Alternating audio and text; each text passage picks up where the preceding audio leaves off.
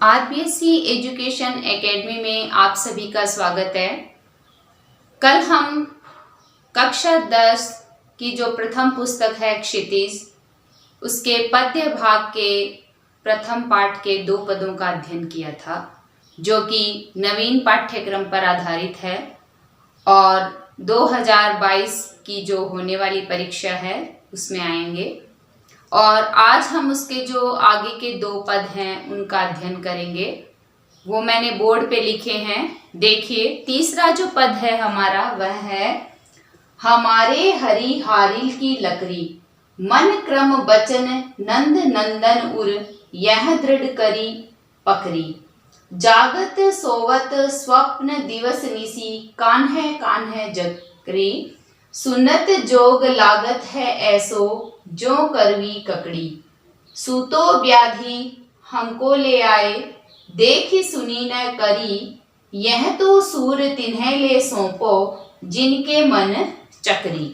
यानी इस पद के अंतर्गत जो सूरदास जी है वो गोपियों के एकनिष्ठ प्रेम का वर्णन कर रहे हैं कि गोपियां किस प्रकार श्री कृष्ण के प्रेम में रंगी हुई है, और उद्धव जब उन्हें योग का संदेश देने आते हैं तो वह किस प्रकार उनके प्रश्नों का उत्तर देती है। तो देखो, इसमें कहा है हमारे हरि हारिल की लकड़ी। हमारे यानी गोपियां कहती है कि हमारे हरि जो श्री कृष्ण है, हारिल की लकड़ी यानी जिस प्रकार हारिल पक्षी हमेशा अपने पंजों में लकड़ी लिए हुए घूमता है, ठीक उसी प्रकार कृष्ण जो है हमारे लिए हारिल की लकड़ी के समान है, यानी हम उन्हें कभी भी नहीं छोड़ सकते।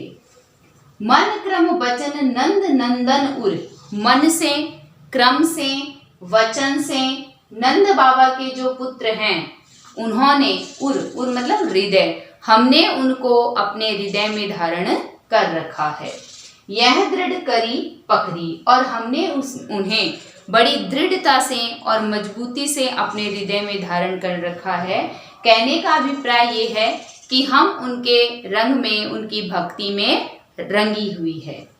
जागत सोवत स्वप्न दिवस निसी, जागत मतलब जागना, सोवत मतलब सोना, स्वप्न यानी सपने में, दिवस दिन, निशी रात, कान्हे कान्हे जकरी, कृष्ण कृष्ण जकरी यानी रट लगाए हुए रहती है। कहने का अभिप्राय ये है कि गोपियां कह रही है, जागते हुए, सोते हुए, सपने में, दिन रात हम श्री कृष्ण की ही रट लगाती रहती हैं। सुनत जोग लागत है ऐसो, जो करवी ककड़ी, सुनत यानी सुनना, जोग मतलब योग, लागत है ऐसो ऐसा लग रहा है, जो करवी ककड़ी जैसे कड़वी ककड़ी हो। कहने का अभिप्राय ये है कि हम श्री कृष्ण की ही भक्ति करती हैं, उन्हीं से प्रेम करती हैं। हे उद्धव, तुम जो ये योग का संदेश हमारे लिए लेकर आए हो वह हमें कड़वी ककड़ी के समान लग रहा है। यानी जिस प्रकार मनुष्य कड़वी ककड़ी नहीं खा सकता, ठीक उसी प्रकार हम योग का जो संदेश है तुम्हारा ये नहीं मान सकते। सूतो व्याधि हमको ले आए, देखी न सुनी न करी, यानी सूतो व्याधि की ये कौन सी बीमारी तुम लेकर आए हो, हमको ले आए, हमारे लिए लेकर आए हो, देखी सुनी न करी, ना तो हमने इसके बारे में कभी देखा है और ना इसके बारे में कभी सुना है।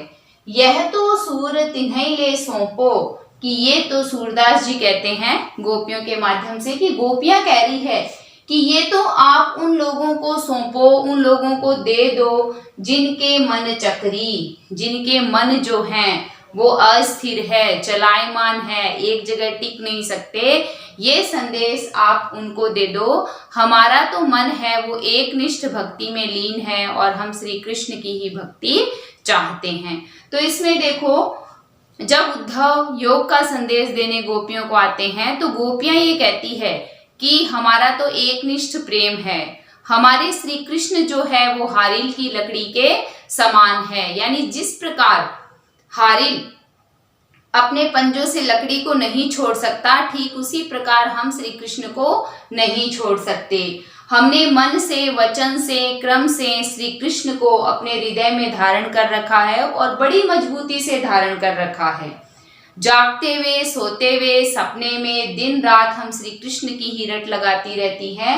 और तुम जो ये योग का संदेश हमारे लिए लेकर आए हो, ये कड़वी ककड़ी के समान है। और ये कौन सी बीमारी है योग साधना वाली जो तुम हमारे लिए लेकर आए हो? ये आज से पहले ना तो हमने कहीं देखी है और ना सुनी है। हे उद्धव जी, आप ये जो योग का संदेश है ये उनको दे दीजिए जिनके मन अस्थिर है, चलायमान है। हम तो अपने श्री कृष्ण के प्रेम में ही रंगी हुई है। तो प्रसंग जब हम लिखेंगे तो क्या लिखेंगे?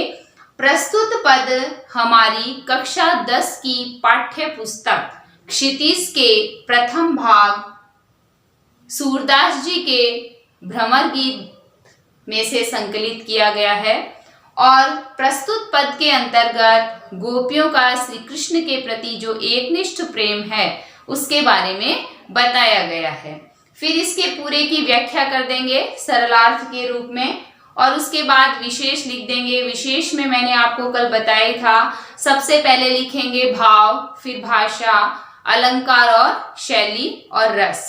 अब चलते हैं दूसरे पद की तरफ। दूसरा पद देखिए, हरि है राजनीति पढ़ आए, समुझे बात कहत मधुकर के समाचार सब पाए। इक अति चतुर हुते पहले ही, अब गुरु ग्रंथ पढ़ाए, बढ़ी बुद्धि जानी जो उनकी, जोग संदेश पठाए। ऊधो भले लोग आगे के, परहित डोलत धाये, अब अपने मन फेर पाहिए, फिर से चलत जो हुते चुराए। ते क्यों अनीति करे आपनु, अन्याय जे और अनीति छुड़ाए। राज धर्म तो यह सूर, जो प्रजा ने जाहि सताए। यानी इसमें गोपियां जो है उद्धव को कहती है कि मुझे लगता है तुम कोई राजनीति पढ़कर आ गए हो, यानी श्री कृष्ण ने तुम्हें कोई राजनीति पढ़ा दी है। तो इसमें देखो, हरि है राजनीति पढ़ियाए, कि हमें लगता है श्री कृष्ण से तुम राजनीति पढ़कर आ गए हो या उन्होंने राजनीति पढ़ ली है। समुझी बात कहत मधुकर के, समाचार सब पाए। यानी उद्धव की सारी बातें सुनकर, समझकर उनको ऐसा लगा कि वो राजनीति पढ़कर आए हैं। एक अति चतुर हुते पहले ही, एक तो तुम पहले से चतुर हो, कुशाग्र हो, अब गुरु ग्रंथ पढ़ाए और अब तुमने गुरु का ग्रंथ भी पढ़ लिया है। यानी तुमने श्री कृष्ण से ऐसा ज्ञान ले लिया है कि एक तो तुम पहले ही कुशाग्र बुद्धि हो और अब और तेज हो गए हो और हमें वो ज्ञान देने आए हो।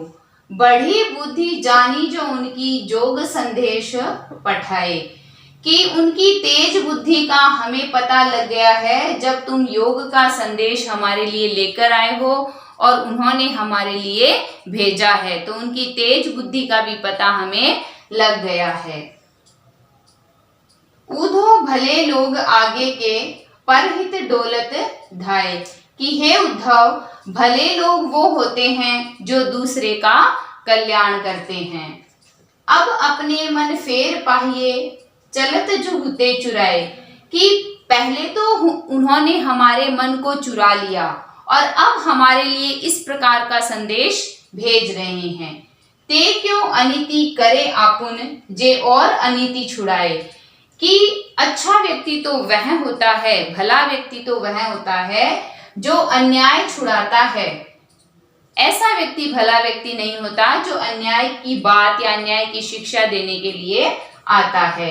राज धर्म तो यह सूर, सूरदास जी कहते हैं गोपियों के माध्यम से कि राज धर्म तो यह होता है, यानी राजा का धर्म तो यह होता है जो प्रजा ने जाहि सताए, जो प्रजा को सताता नहीं है। तो कहने का अभिप्राय ये है कि उद्धव जब योग का संदेश देने आए गोपियों को, तो गोपियां उद्धव से कहती है कि हमें लगता है कि श्री कृष्ण ने राजनीति पढ़ ली है और वही शिक्षा उन्होंने तुम्हें दे दी है और उस शिक्षा को पाकर तुम हमारे पास योग के बारे में बताने आए हो। तो ये किसी भले व्यक्ति का काम नहीं है। भला व्यक्ति तो वो होता है जो दूसरे का भी भला चाहता है। और एक राजा का धर्म होता है कि वो अन्याय को दूर करके, अनीति को दूर करके नीति की बातें बताए, लेकिन तुम ऐसा नहीं कर रहे हो। तो हमें लगता है कि तुमने राजनीति का जो धर्म है या राजनीति तुमने पढ़ ली है और उसी के वशीभूत होकर तुम हमें योग का संदेश देने आए हो। लेकिन हम तो श्री कृष्ण का ही गुणगान करती है और तुम्हारा योग का ये जो संदेश है ये हमारे समझ में नहीं आता। कुल मिलाकर कहने का अभिप्राय ये है कि तुमने राजनीति का जो धर्म है, राजनीति जो है वो पढ़ ली है। तो आज देखो हमने सूरदास जी के जो 2 पद थे उनका अध्ययन किया है। 2 का हमने भाग 1 के अंतर्गत किया था और 2 का भाग 2 के अंतर्गत किया है। तो आज हमारा जो ये पाठ है ये कंप्लीट हो चुका है। जब आप इस पाठ को 2 से 3 बार पढ़ोगे तो छोटे प्रश्न आप खुद बना सकते हो और उनके उत्तर भी आप सहज तरीके से लिख सकते हो। यदि आपको मेरा पढ़ाया हुआ समझ में आता है तो आप सभी मेरे चैनल को लाइक, शेयर, सब्सक्राइब करें, बेल आइकन दबाना ना भूलें। धन्यवाद।